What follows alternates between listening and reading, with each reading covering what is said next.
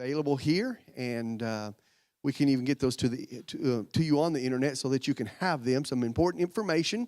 And David said we've done that. So we're keeping up and going through. Thank you, Dr. Mark. Thank you. Thank you, thank you, thank you. So I want to start out for asking for testimonies, and then we'll go through questions about last week, and then we'll move into the information for this week. I know that we have one testimony. If you want to come on up here, and thank you, Gary.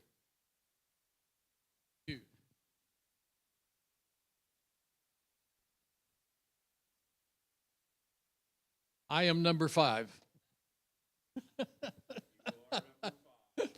I wrote all this down, part of which I may actually try to read, but after all, it's in my handwriting, so that's a toss-up. This journey for me started November of last year. I was on 33 units of long-acting insulin, Trulicity, Synjardy, and as needed, 3 to 9 units of fast-acting insulin. My blood sugar ranged from the low 100s to the mid 200s with occasional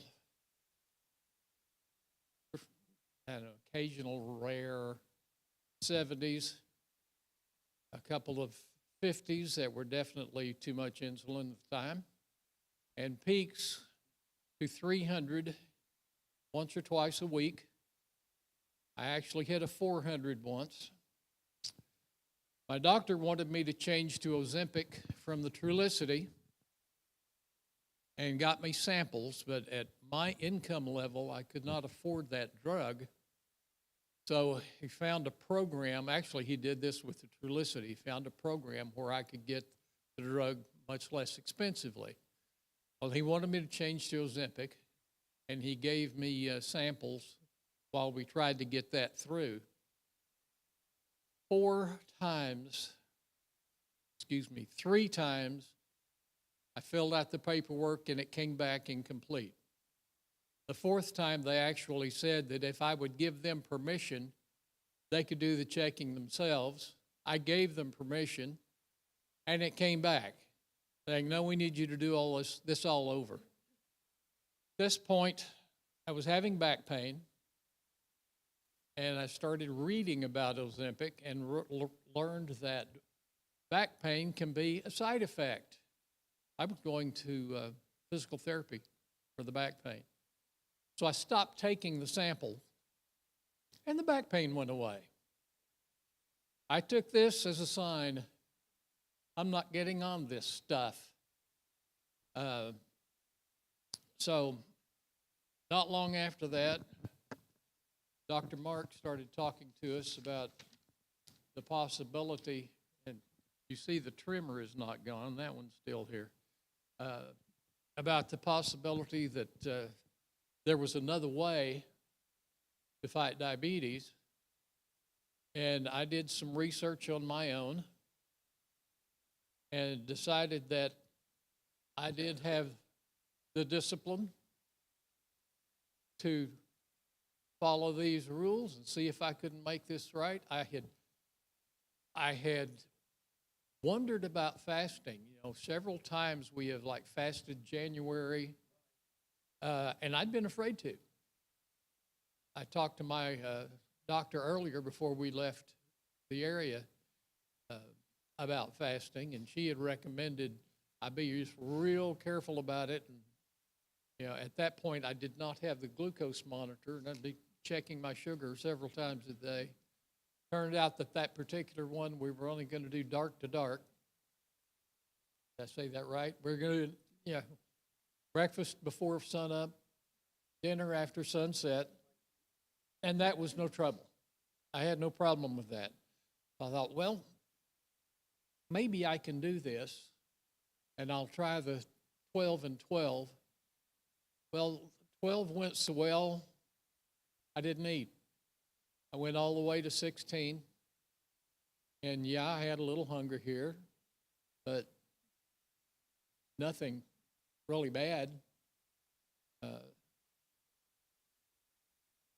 At the time, I was 205 pounds, and it had been a long haul to get there. Since then, last week I hit 189, and I've come up about 4 pounds since then, but my waist hasn't gotten any bigger, so I think that's muscle. I've lost 3 inches of belly fat. I've taken up 2 notches in my belt. The gentleman who made this belt that I bought in 2009 actually has his retail outlet at H&H Range where I work. I caught him walking by and asked him if he'd put a couple of notches in this belt because I really like it. He put 3 in it, and I'm in the first one of those. I got 2 more I can go. But the 16-hour fast was not a real problem. I dropped granola bars. I had been having oatmeal for breakfast. I dropped that breakfast. My current doctor had advised me that if my sugar was at a certain level 3 mornings in a row, I could drop 3 units of the long-acting insulin. So I had gotten down to 15 units of long-acting insulin. I was not using the fast-acting at all. I dropped the Trulicity, the Synjardy, dropped all of that. And now after 2 months, maybe another week or 2, I'm losing count. My blood sugar is averaging 180s, and I'm not having any serious spikes. Belly fat is going down, and I seldom have a peak now that's over 200. No dips below normal. And say the Ozempic, while I was taking it, had my average a little bit better, but at the cost of back pain and serious aggravation. So dropped all the rest of them. And really, I guess that's where I am right now. I'm down in weight, 3 inches of belly fat gone. I do feel so much better. Oh, my arthritis is better. It's not gone, but although I still can't really make a usable fist, I can now close it without it hurting. Both of them. I can close them without them hurting. I've got arthritis in my hip, which is why I've been carrying a cane around for a long time. I have a tendency to go sideways every once in a while. That is incredibly rare now. I'm counting that by 1 or 2 a week instead of 1 or 2 a day.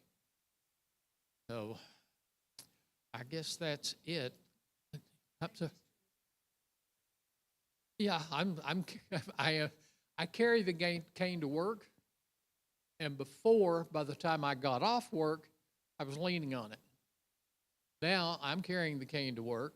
I'm walking around there as I need to at the same speed I did when I was 25 years old, and I'm carrying the cane back to the truck when I leave. But the only thing I have to sit on there at work is a little stool, and it's a little too high. So basically right now I'm carrying the cane to work to balance myself while I get on and off of that blasted stool. Any questions for me? Or?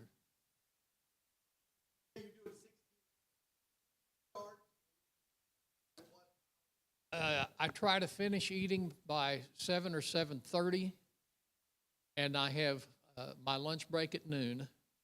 So generally it averages closer to 17 than 16. 16 is the aim, I get more, it's gravy. You know. Yes. Well, no, I dropped bread. I dropped my oatmeal. I was eating granola bars at least once a day. And granola bars were what I carried in case I went low on my sugar and needed something to boost it. I haven't had a granola bar in a month or longer. I do. Well, yeah, sandwich is what I was doing. Well, now I'm doing the sandwich without the bread. I'm rolling up a piece of cheese and a piece of ham or beef, and 2 of those will be lunch. And it's enough. You know, it's not a lot, but it's, I mean, it gives me enough fuel to get home for dinner. You know, say I do get a little bit hungry, but I mean, it's just, you know, a little belly growl. It's nothing serious. It really has not been difficult to do this. And it is paying off.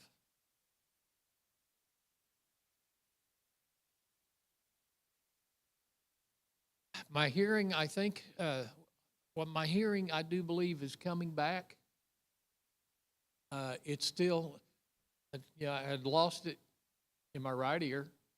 Of course, I still have tinnitus. I chased Uncle Sam's 8-inch howitzers for a while, and that was a gift from my dear uncle. But the right one went out, 3 years ago? So the way I kind of check it is I click my fingernails in my ear, and I'm getting where I can hear it a bit farther out. It's not anything grand, but it's a change that I can actually measure. And it is, it feels to me like it is coming back.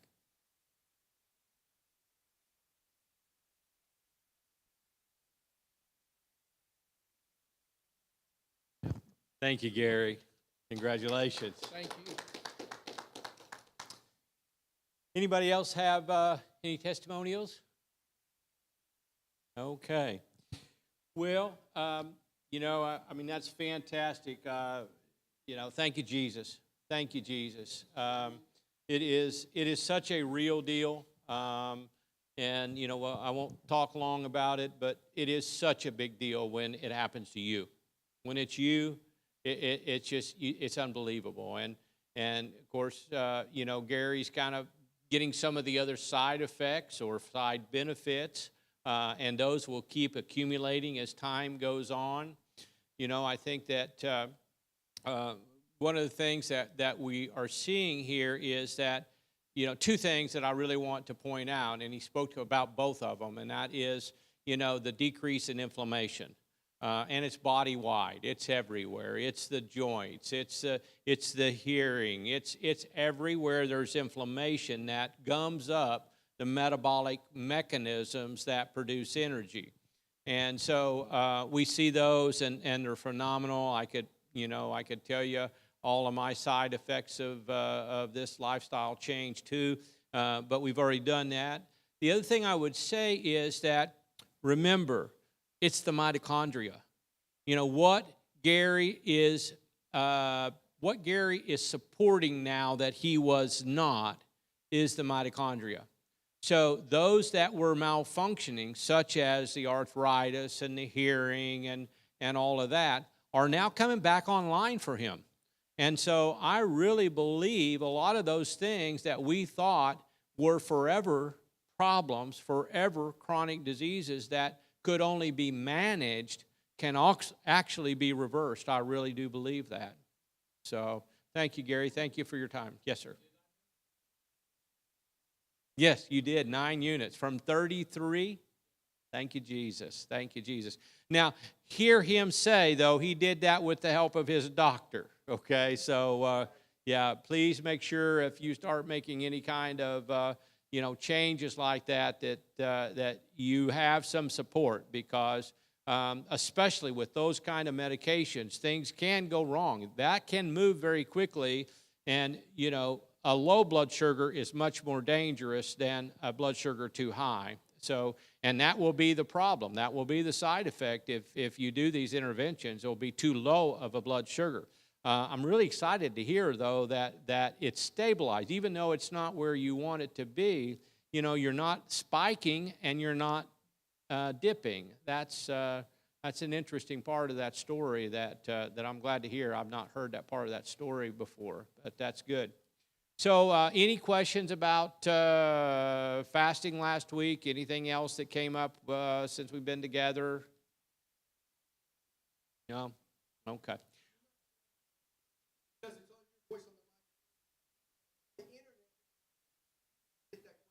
Oh, okay, we got them? Oh, we got a question? Oh. Okay. Right. Okie doke. So I've got probably about 30 minutes that I want to talk about the gut microbiome, and so I'll kind of teach through this, and then we'll take questions and stuff, unless Terry says I need to pause for some reason beforehand, and I'll be happy to do that. I'm capable of pausing at any place here, but I really think that this is probably just about or maybe more important than even the fasting part of this longevity, the code to longevity. And it's probably, it's another one of those things that we're going to talk about today that you'll know the word probiotic, but I'll bet everything else we talk about will kind of be new news today because it really is shrined in mystery. I don't know why it's been shrined in mystery, because we'll talk about how long it's actually been a thing, but not known from a medical standpoint, but known from a lifestyle standpoint.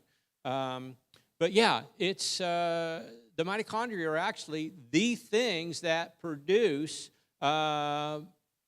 thousands of chemicals that run around in our body and signal us to do things, signal us to lose weight, to gain weight. They make a lot of our vitamins and so forth. So anyway, would you pull up, please, Mark 9:50? Mark 9:50. So this is one of about 3 verses which talk about salt, which I think is very interesting.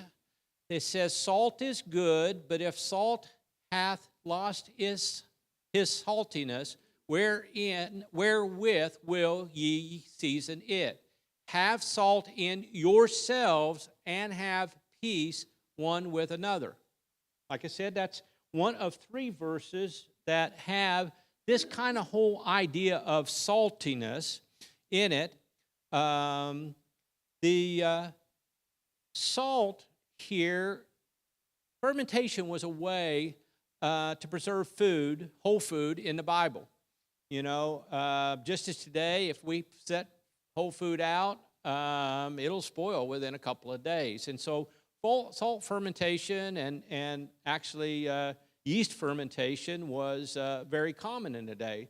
You know, we understand these verses from the standpoint of their symbolism, their symbolic meaning of durability and purity, and really the importance of maintaining one's spiritual integrity.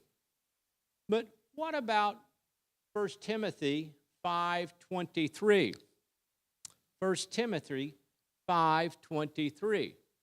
Now, this is a verse of a different flavor. "Drink no longer water," and my Bible says only, "drink no longer water only, but use a little wine for thy stomach's sake and thine often infirmities." Let me say infirmities is illnesses. So they're suggesting here that a little wine is good for the stomach's sake and thine often. So it wasn't like they didn't have infirmities, but the Bible says that the treatment for their infirmities in the stomach, the GI tract, was a little wine. Now, I think that most of us would have thought that, oh, it has something to do with the alcohol. Well, if you know anything about alcohol from biblical times, it was very little alcohol. And I propose to you today that maybe this wasn't about alcohol at all, but was God giving us a clue to the gospel of longevity in the way of Christ in probiotics? So was he saying that salt will produce probiotics and that wine would produce probiotics? Well, even before. Now, there is fermentation in our gut as well, which we'll talk about. But no, this is actually fermentation that happens when we brew wine, So anyway, I just, the Israelites, of course, would have consumed a large amount of their diet as fermented food. Probably 40 to 80%.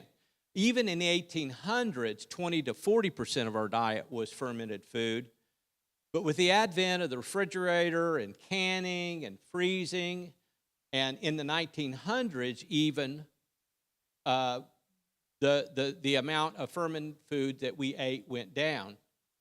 But after the 1900s, it even became worse when the food processors started putting emulsifiers and preservatives in all ultra-processed foods.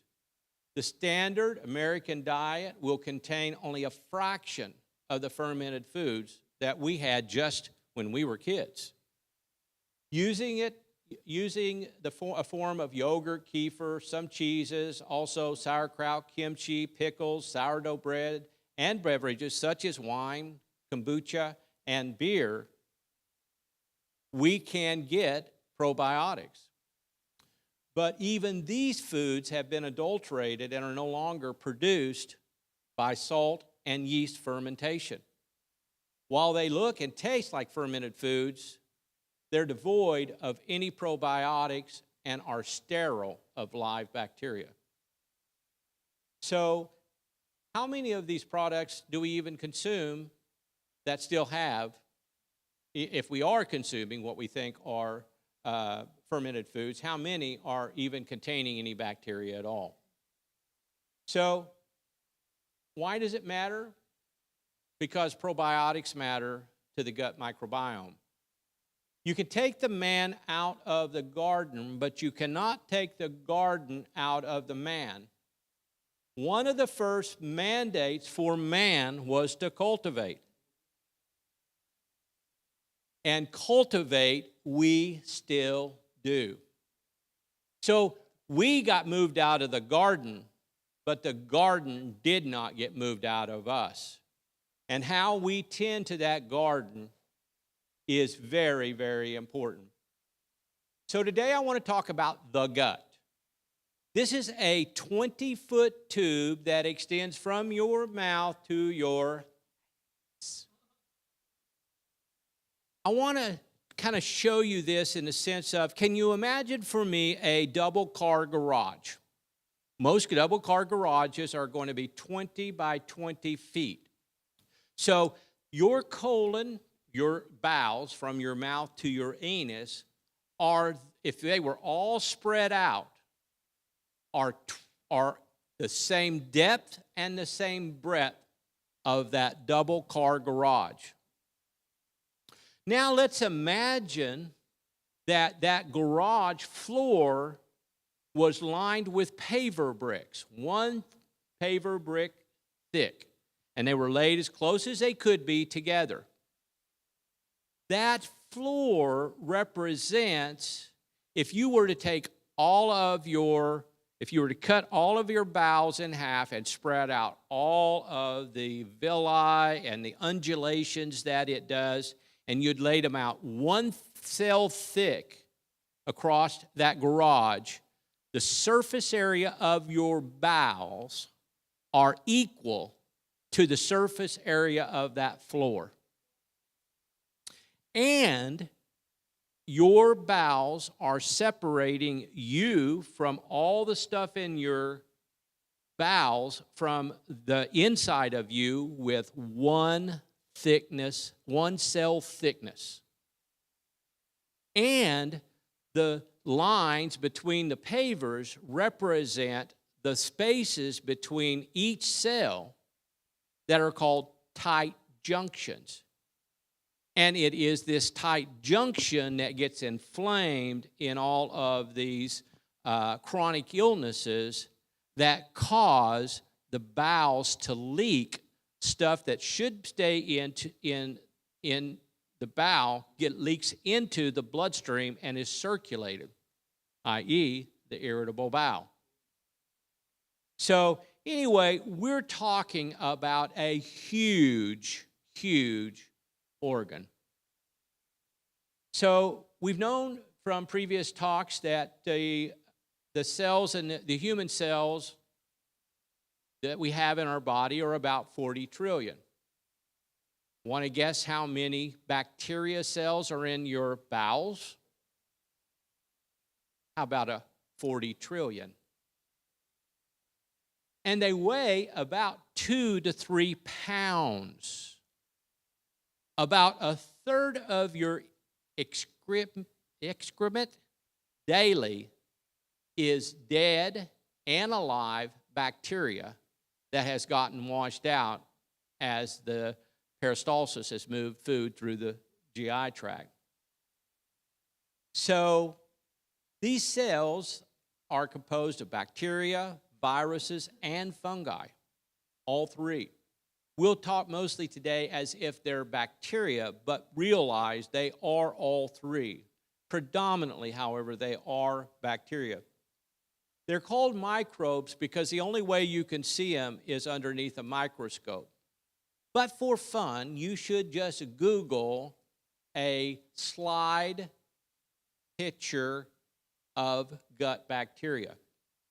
You'll be surprised about how little else there is on the slide. The slide will be covered with a film of bacteria. We actually have 3 microbiomes on our body. And I think it's on purpose. You know, we think that we sweat to dissipate heat. But it's interesting that sweat has the 3 things that we talked about that the fast food or ultra-processed food companies use to manipulate to hook us. Our sweat will have salt. We know that. It will have carbohydrates, and it will have oil, which are fats. It has everything needed in it to support bacterial growth. So the 3 microbiomes that we have in and on our body is the skin microbiome. We have the respiratory microbiome, which is everything from the nose and the lungs and the trachea. And then we have what we're talking about today, which is the gut microbiome, which is by and large the largest of the 3 microbiomes. These microbiomes are richly inhabited by a vast population of microorganisms, and they are all living in harmony and for our good. Probably shouldn't say they're all living in harmony. They're living in harmony with us, but it's an all-out war in there against the bad bacteria, which we also ingest every time we eat. The role of the microbes, bacteria, in causing disease became clear in the 1870s. Now, incredible advancements have been achieved treating human disease with antibacterial antibiotics in the 1930s and 1950s. The problem is that there's been an unintended public consequence. All bacteria now are perceived to be the enemy and are to be destroyed. As a result,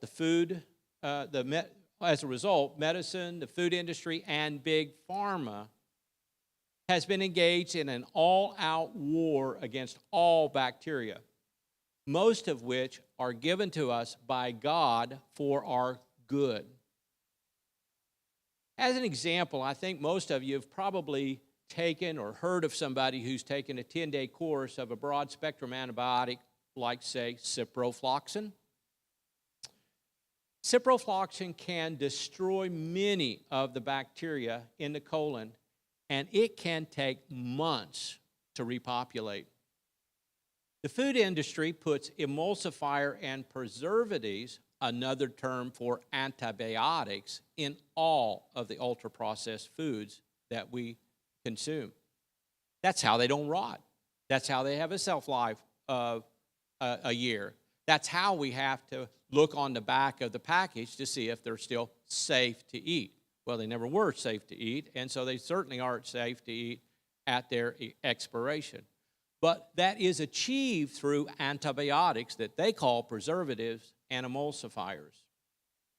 Agriculture has used so much Roundup glycosylate, a chemical that was originally developed as an antibiotic, that today every American, if we were to be tested for glycosylate on a drug test for the chemical, would test positive.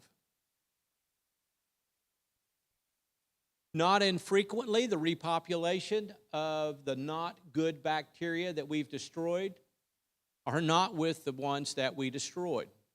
They're with bad bacteria. And if anybody, probably most of us have heard, it's not something I have seen up until about the last 5 or 10 years. I'm not completely sure I understand why. Maybe it's because as we've progressed down this road of metabolic dysfunction, maybe that's the process. But C. difficile colitis, has anybody heard that term? No? C. difficile colitis is a process that occurs when you kill too many of the good bacteria.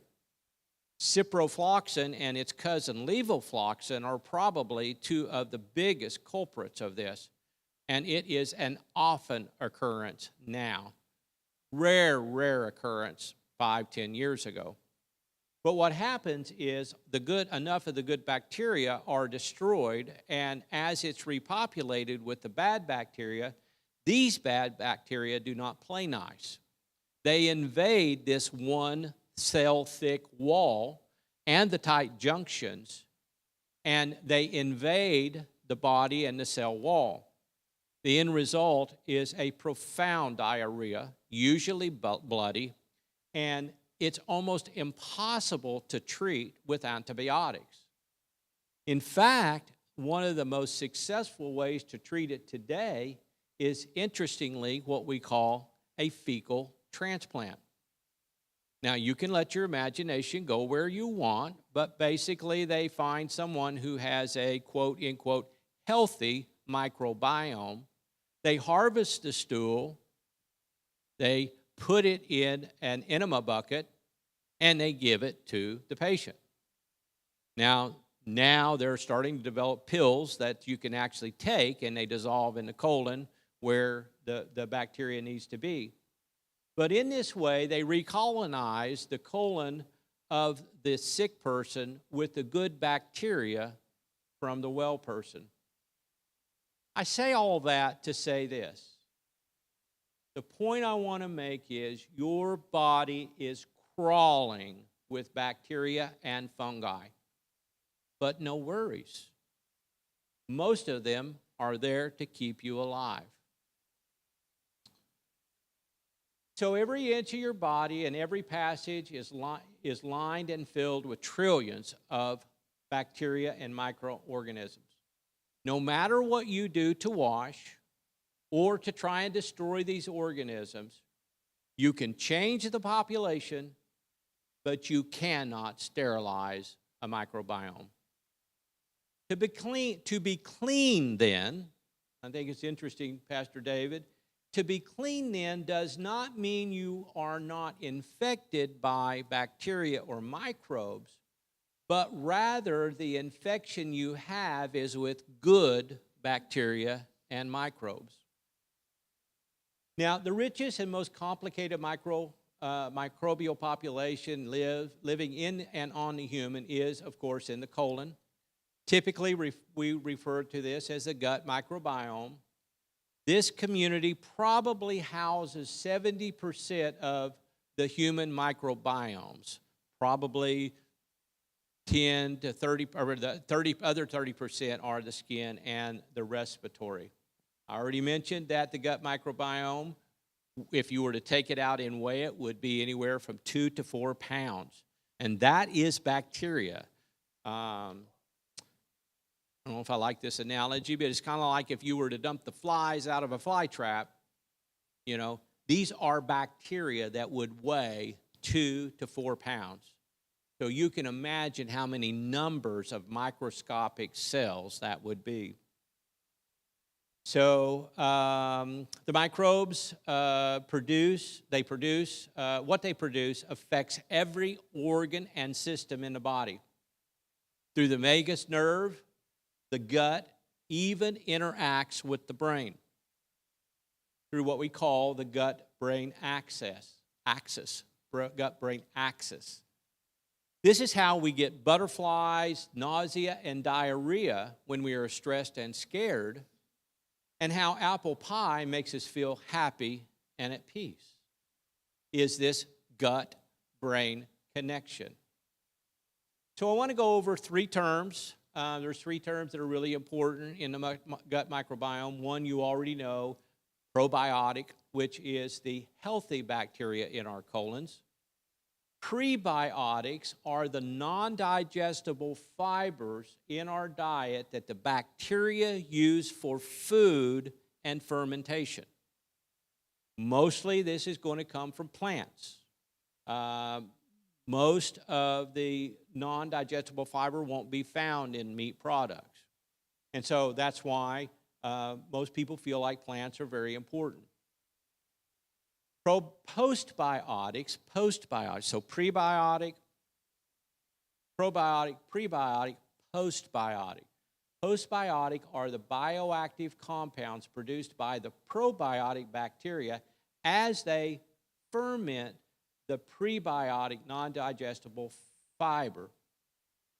They are the components that are shuffled into the cells, in through the tight junctions, into our bodies, and maybe all of our B vitamins.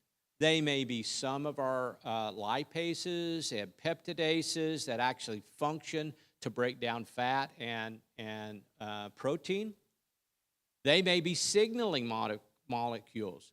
They may help us with our steroid production. It is unbelievable the amount of activity the postbiotics formed by these probiotics, the effect they have on our bodies. Even their decomposition, the particles and products of their decomposition are signaling molecules for us, many of which are in this process of signaling longevity, flipping these longevity switches. The fasting that you were speaking about, one of the ways that triggers longevity switches is through the decomposition products produced by these dying bacteria. So where do probiotics come from? Well, about 3/4 of your microbiome can be traced back to your mother, grandmother, great-grandmother, and even your great-great-grandmother. What the mother does to her gut microbiome will affect her children to the 3rd and 4th generation. We've seen this terminology before with the sins of the father. You can be identified by your gut microbiome. The bacteria in your colon is a fingerprint that is very unique to you. The womb, Terry will like that. I made purpose to pronounce it correctly. the womb, is a sterile place, at least we think.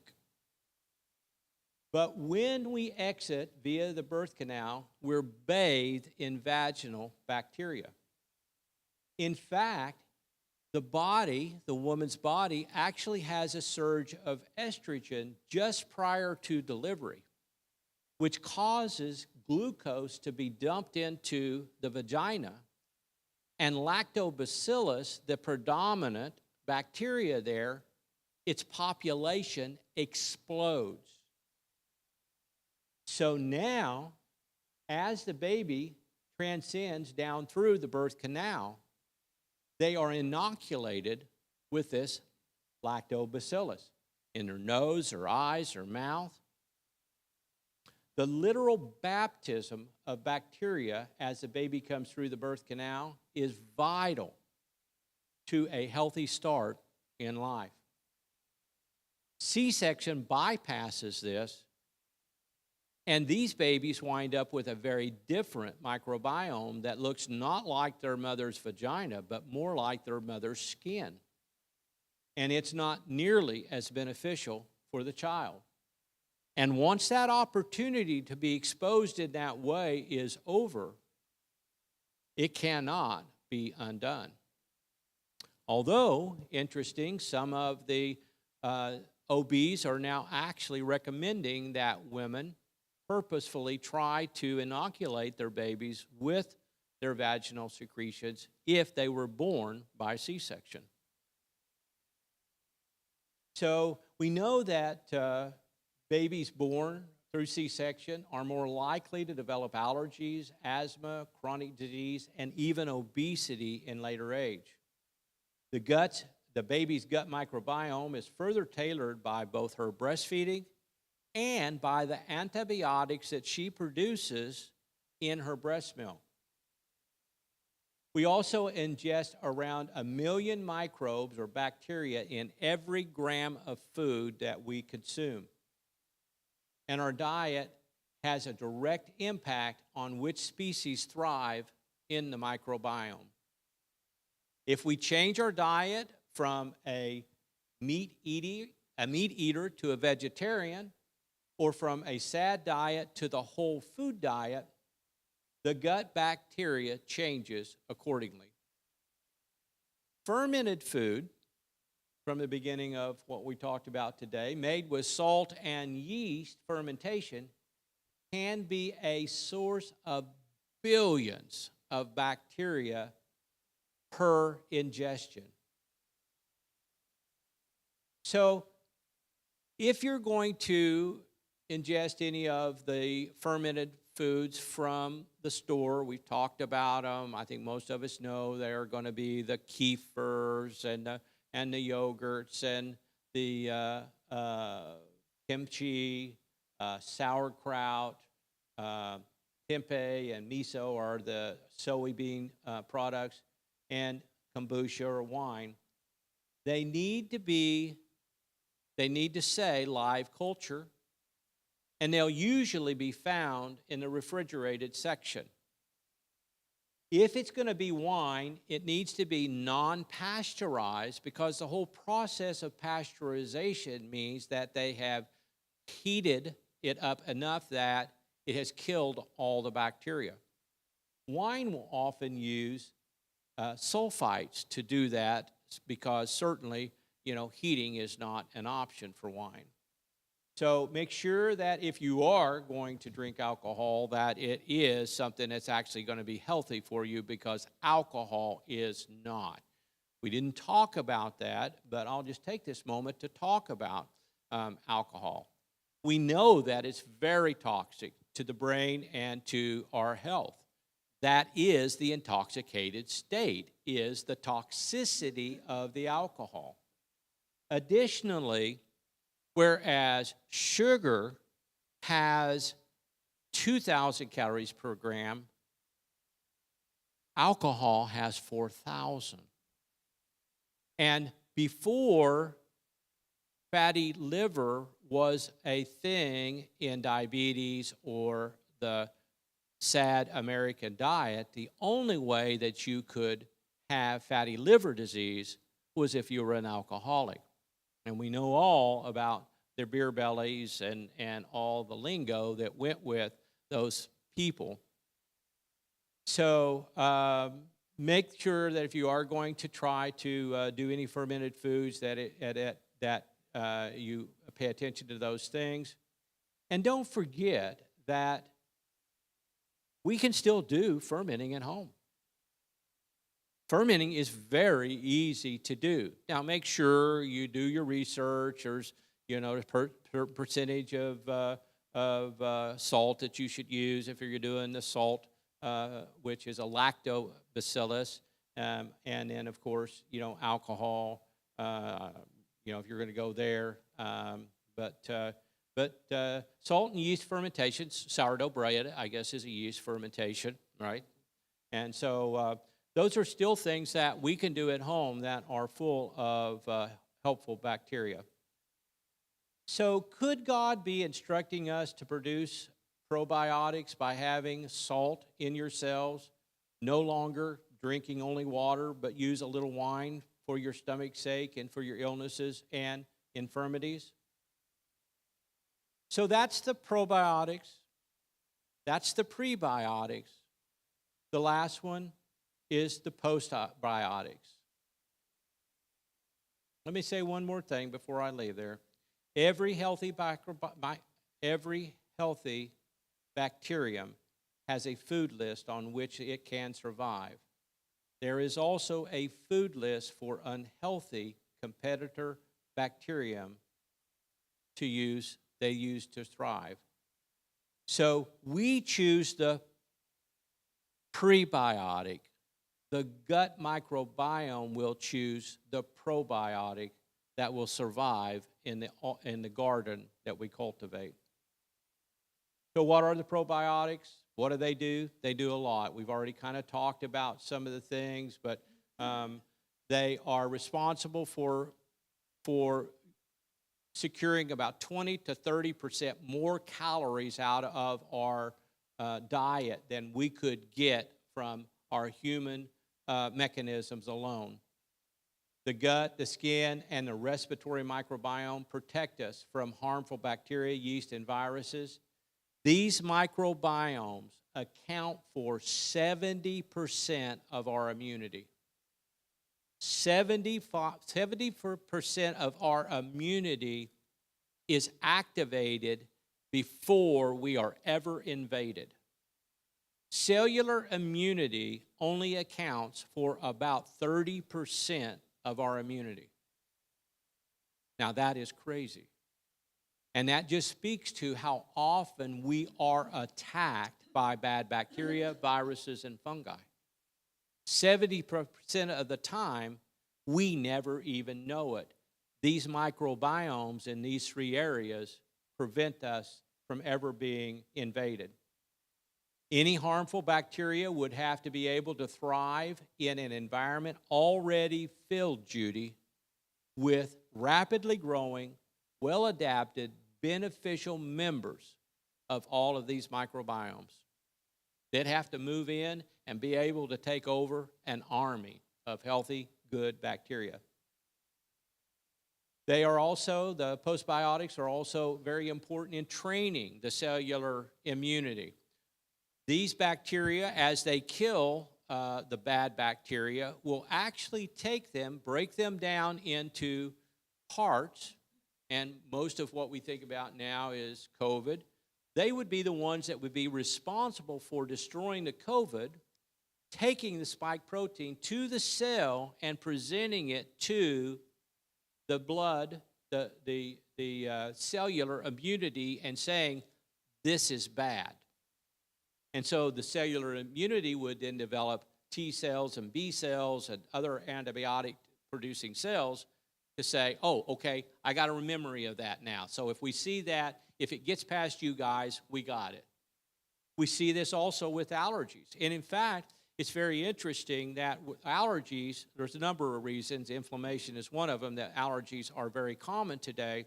But one of the other reasons is that we are waiting so long to introduce foods to our children.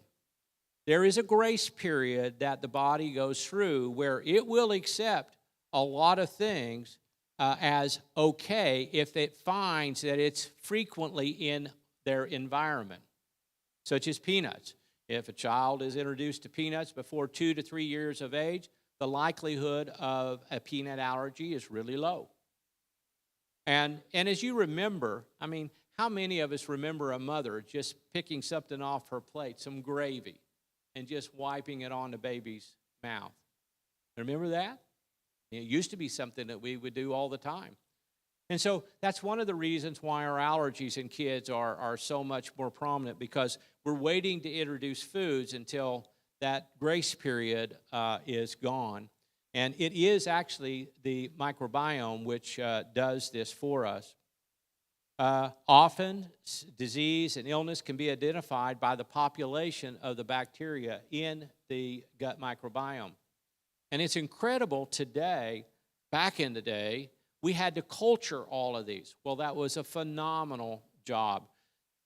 There are about 1,000 bacteria that can populate, healthy bacteria that can populate the gut. Each of us probably only has about 150 predominant species that are there all the time. But with the PCR testing, which is a side effect of the COVID, we can now test a stool pretty quickly to see whether or not any of the known bad bacteria are playing there when we've got somebody like a child or somebody with a diarrhea syndrome. Most diarrhea syndromes are viruses, which we have no therapy for. But if we have a bacterial infection, particularly something like C. difficile colitis, that needs to be diagnosed pretty quickly, because the doubling time of bacteria in the gut is not months like we were talking with bone remodeling, but hours. Your gut microbiome may actually completely reproduce itself in 2 hours. That's how a third of your excrement can be their microbiome, and you still keep 2 to 4 pounds. So this PCR testing is also really helpful. If we do have somebody who's got, concerns of a gut problem, then we can do this test and we can see what percentage of their gut is healthy, what we think are healthy bacteria, and what are unhealthy. What are the unhealthy bacteria, and what foods, what prebiotics do they like? And so then we can say, hey, this bug that you've got likes this prebiotic, so cut it out of your diet. And in that way, we can reestablish hormesis or balance in the gut microbiome. We've done some studies in lab mice. They can produce lab mice that have sterile guts, which means they have no bacteria in them at all. We know that if they don't get bacteria in their gut, that they're very susceptible to life-threatening illnesses. And why wouldn't they be? They don't have up to 70% of their immunity. We've talked about the irritable bowel and how there's actually a reduced bacterial diversity. So these people will have, where maybe a normal diversity pattern would be 150 different species of bugs, they may only have 50 to 100. And those people, though, can be restored with a gut restoration plan, which we've already talked about. We've talked about the gut-brain axis, and it's interesting. We have two nervous systems. We have a sympathetic nervous system, and we have a parasympathetic. The sympathetic is our fight and flight. The parasympathetic is our rest and digest. And it is all run through the vagus nerve, which is the longest nerve in the body. It goes directly to the brain and goes all the way down to all the intestine and all the organs in the pancreas. It's attached to all of the digestive organs. It's around 24 inches long, and there is no other. The eye is the only other, the optic nerve is the only other nerve that is directly attached to its organ and out of the brain.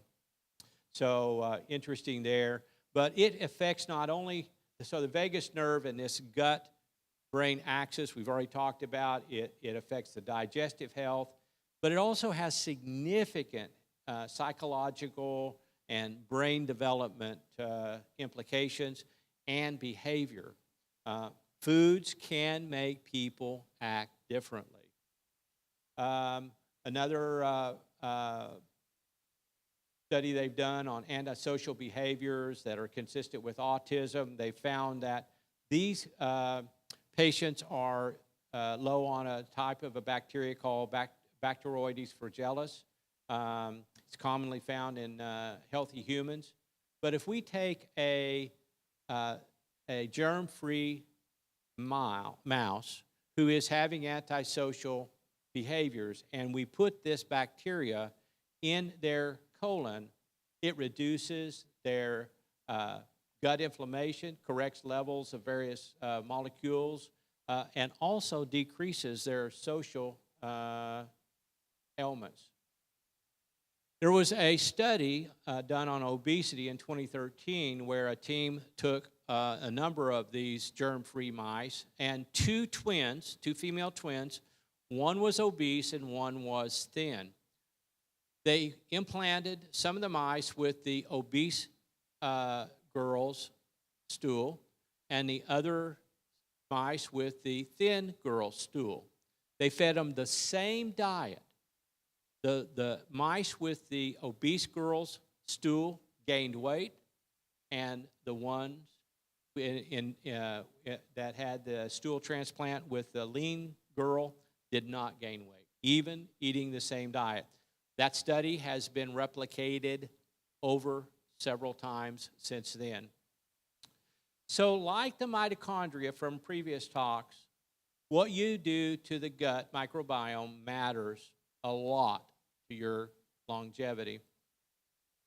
Can you pull up Genesis 2:19, please?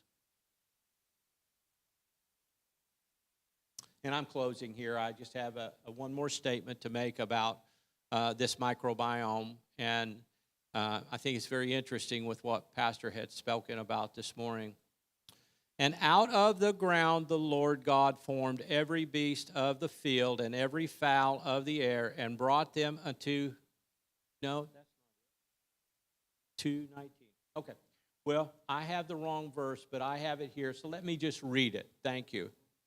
In the sweat of your face you shall eat bread, till you return to the ground, for out of it you were taken, for you are dust, and to dust you shall return. How does this happen? Your gut microbiome is responsible for your returning to the dust through a process called thanatomicrobiome. After we die, the immune system, which usually keeps us safe from all these invading bacteria, stops working, leaving the gut bacteria to spread freely throughout the body. Our gut bacteria then start digesting the intestines, the surrounding tissue, from the inside out. Eventually, they invade all the capillaries, the lymph nodes, liver, spleen, heart, and brain. As they feed on the damaged cells, you are returned to dust. So like the discussion with the mitochondria and the inspiration of the infant being the signaling of life, and the last sigh of the breath being the signal of death, you mentioned today, Yahweh. Life for us also starts with the baptism of the infant with healthy bacteria in the birth canal. And through these bacteria, you will also be returned to the dust. These gut buddies are really important. Thank you.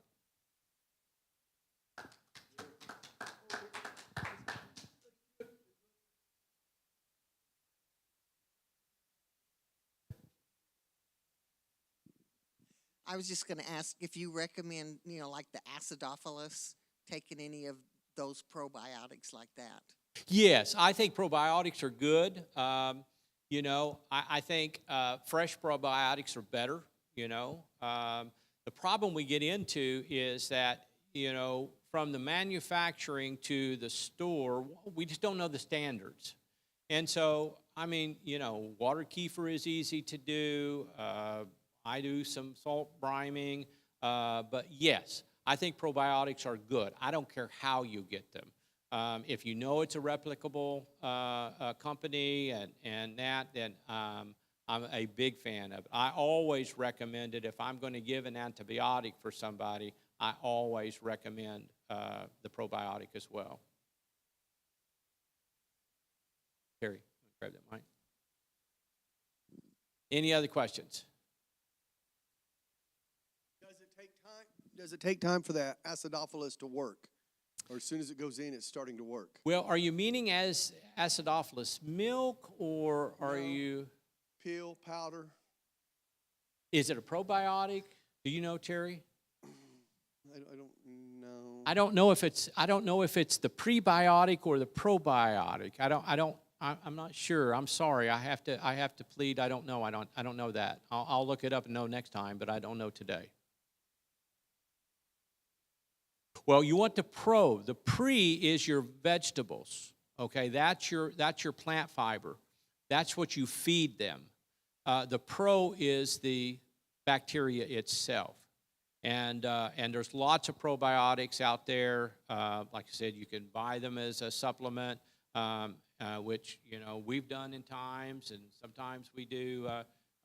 I'll do kefir, and I'll do yogurt. The Greek yogurt is going to be a live bacteria. Mm-hmm. Well, just look on the it'll say live bacteria, so make sure it doesn't have sugar added, because so many of them, we've kind of had a struggle trying to find those that don't have any sugar added, because what good does that do to, produce a probiotic and then come back and instill it with strawberry sugar? I mean, that doesn't make any sense. But I also like kimchi. I use kimchi. I really like the taste of kimchi, so I'll use kimchi. And then, like I said, I ferment some beets myself, and I'll eat those. But it says it's used as a probiotic. Okay, so it must be some type of. I'll look it up better, but the answer is it would be immediate for whatever part gets into the colon. That's the trouble we have with probiotics, and that's probably the reason that it needs to be an ongoing thing, because just trying to get anything through the stomach, which is really acidic, is hard. And so it's a pretty onerous trek for a bacteria to get from our mouth to our colon, which is where they, habitate and do all of their good stuff. And so, and if we're getting rid of that many every day, in our stools, then I think a good, and I think that's why that was my point with, these salt statements, these biblical verses with salt, and especially the one with wine. We know that had nothing to do with alcohol. So what did it have to do with? Mm-hmm. They had to be talking about probiotics. Unless, somehow, and I just don't believe this is true. Some people have made the argument, though, they're talking about, the alcohol being helpful for killing the bad bacteria in the gut. Before all this, I might have bought that. That's the going thought on that. But I don't think that's the truth now. I think what he was really trying to get is the probiotics to us.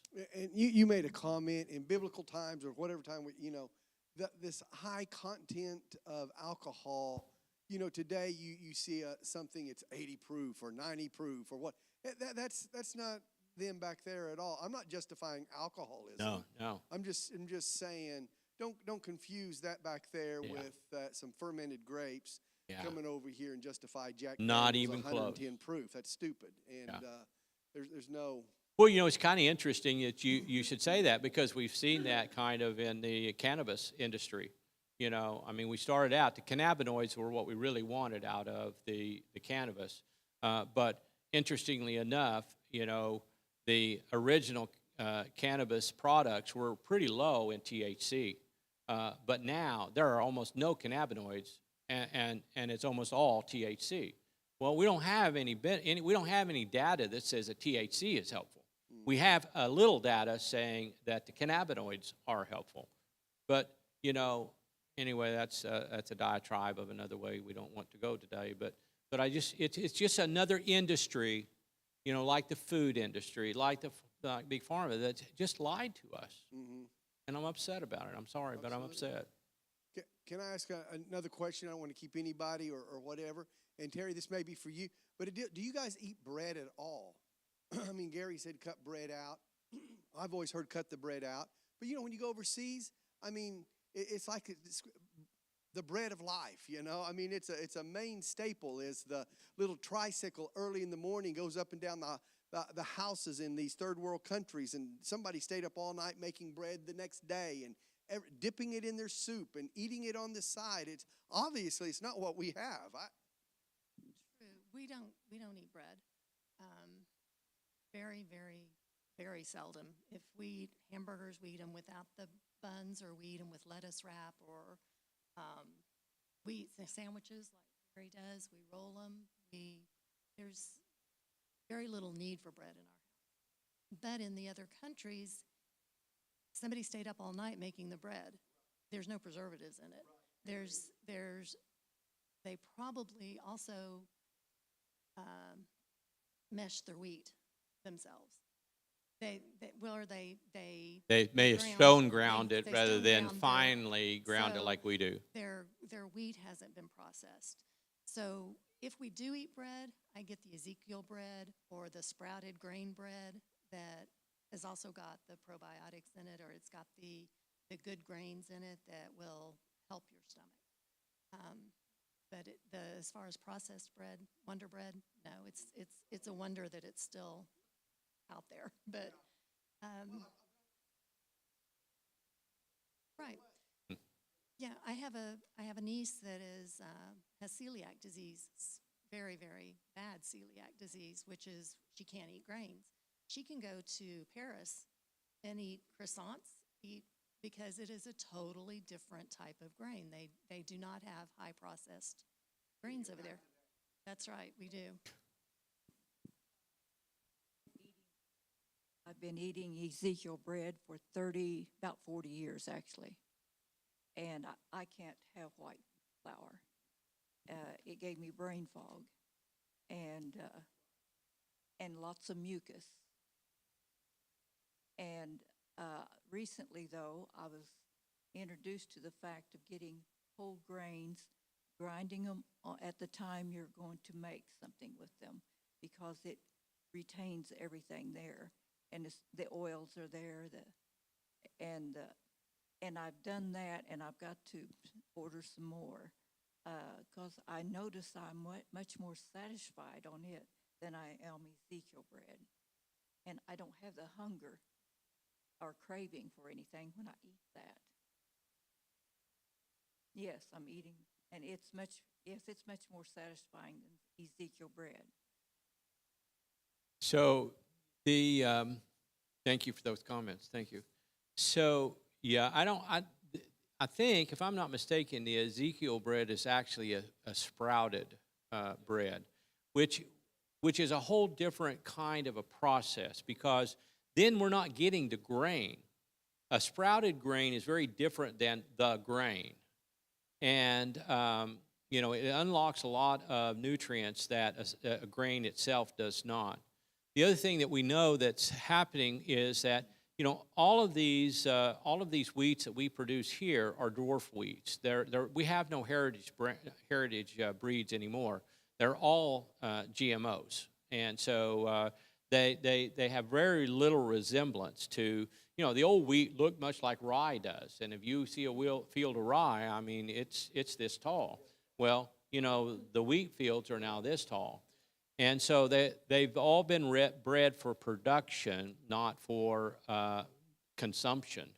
And the gliadin protein is a protein that's not even found in the heritage breeds of bread, and that is the celiac protein. And the other part of that is, and Terry alluded to it, is that God packages all of his food in the perfect combination, including sugar coupled with fiber. And he does that so that you cannot get the insulin spikes that Gary was talking about. But if you grind wheat or anything as far as that goes, if you grind it thin enough, you can actually do what the food processors do, and that is separate every part of, and then it's no longer bound to fiber, and so now the glycemic index, which is what's the likelihood if you take this sugar, your insulin will spike, or your insulin and your glucose will spike, increases as you increase the fineness of the grind. And so back in the day, they would not, it was all stone ground. There was you couldn't have gotten a Wonder Bread. Yeah, you couldn't have done it.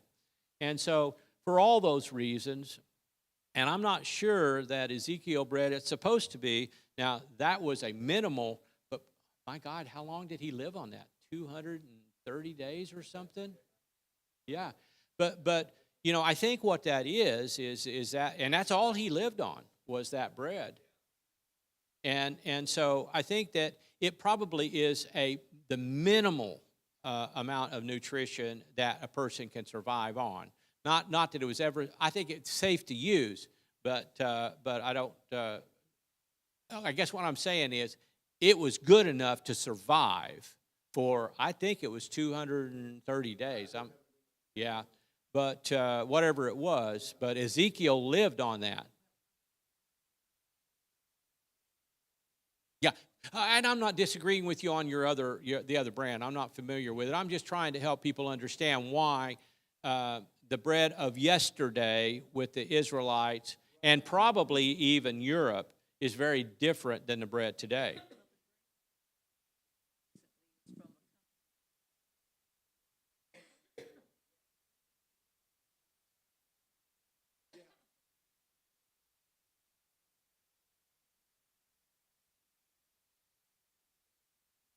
Yeah, good. Anything else? Any other questions? Not keeping everybody. I just want to say, I had an ulcer 20 years ago. Speaking of the digestive, little red spot. Dr. Stephen Travis, who you probably know, treated me and got my blood real low. Had passed was losing blood, and gave me a transfusion and did the scope. And came back in. I was actually druggy after it and told my wife, good news, because they weren't understanding where all the blood was going. But showed a little spot in my stomach, and said this was an ulcer. It's actually healed now, but it was very significant. What causes that? Or what? Maybe I'm taking us off a different direction. We talked No, some not other necessarily. time. It's just this track of eating. And Yeah. So one of the things that Helicobacter pylori, which is a bacteria, there's very few bacteria that can actually live in the stomach, but Helicobacter pylori is one of those and is a pretty tough guy to treat. That is one cause of ulcer disease.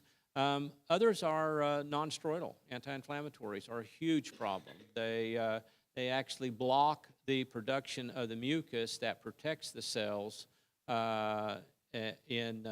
in the stomach, and so they can be a source of like aspirin, Motrin, naproxen, all of those. Those are called non-steroidal anti-inflammatory medications, but they block a chemical reaction, cyclooxygenase, I think is the reaction, and so they can't make the protective barrier that the bowel, that the stomach needs, and then.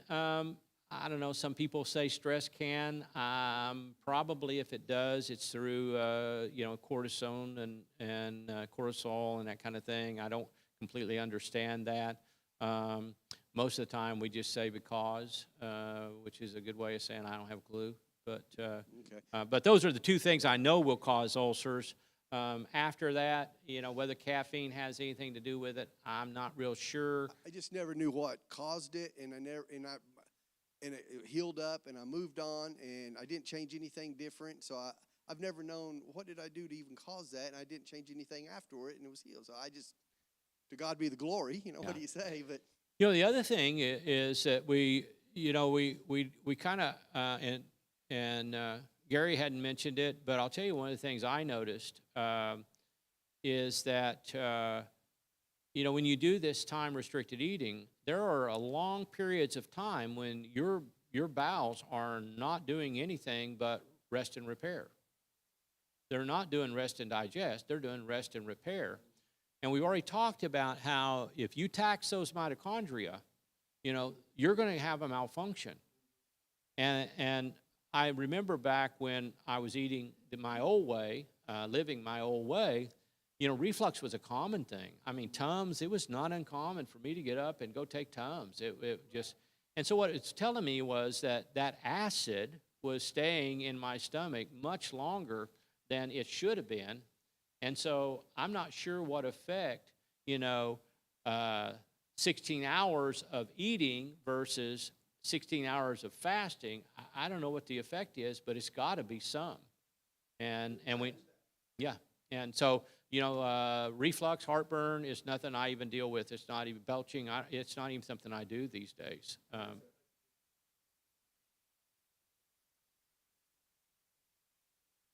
No, I love it. Yeah. You probably missed my testimony, but, I would get I hurt so bad when I got out of bed back when I was 270 pounds that my back hurt so bad, my knees and my joints hurt so bad that I would go from my bed to the sink where my drawer is, and I would get Tylenol before I did anything else. I'd put my glasses on and go get a Tylenol.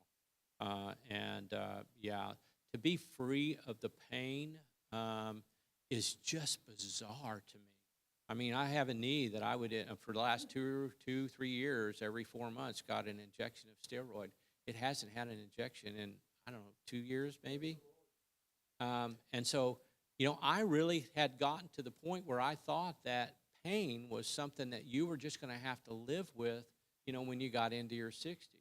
And boy, it was a rotten deal, but I just thought, okay, well, that's just the way it is, because it was that way every day. And it's all gone. I think there's a lot of hope. I think, Gary gave us hope, and Gary made a comment that he's my number 5. We've been able to counsel some people and just get them off of but with the help of their doctor. I don't want to, miss that deal, because I understand the power of this too. But it's powerful. If the church would ever grab a hold of this, I have no idea what the church could do. Yeah. Yeah. So my plea, and especially for those out on the internet, I want to hear if there's some way that you think that we can get this message out better. I want to hear, because my heartthrob is for there not to be 5 Garys, but there to be 5,000 Garys, because that's when the church will really move into the dominion that we were really meant to be in. And so if there's any other way that you guys think that we should or could or should try, because I made the comment the Sunday that we talked, this is my maiden voyage. I know where I want to go, but I don't know how to get there. And so, it's really a powerful longevity. God built longevity into us. We have over 200 longevity switches to take care of our bodies and ourselves in scarcity. We have no longevity switches for abundance and good times. They're all for, and my favorite verse is, count it all joy when trials and tribulations of various kinds come against you, because they're there to make you better, to teach you perseverance, and that is all about. And the next week will be about hormesis. which is another kind of stress. You know, we all say stress is bad. You know, all these things that we say bad. I love you, Judy. Bacteria is not bad. It makes us squirm, but it's not bad. And so all these things that we've been told are bad. And Pastor, you and I talked about it before we started, that how, you know, with the right mindset, you know, and the mindset of Christ, you know, we can take a really bad thing like a crucifixion and we can turn it to our good. And so we'll be talking about some hormetic things next week, and what does hormesis do? Why is that important? And how is a hormetic stress different than a chronic stress, and so forth. So we'll kind of dive into some of that next week, and then the last week is going to be talking about focus, and we're going to be talking about prayer and meditation and you know, attitude and those kinds of things. So. And then we'll be wrapping it up. So I hope everybody is doing, has done their measurements and stuff and are keeping track of that. So when we come back together that last week, we can kind of look at those. I'm really excited to see what those are. And even anybody that's on the internet, please get us that information if you've done that and you know those that data, because I really believe that we have. You know, God's given us a revelation that in this end time could be very impactful on the church. I just don't know how to get it out there. And so, Lord, help us. Help us. Thank you. Amen. Hey, love you guys. We'll be dismissed. And in God's grace, wonderful, wonderful information. And anyway, enough said. All right. God bless you. Anybody wants special prayer? That's always available. Us, family.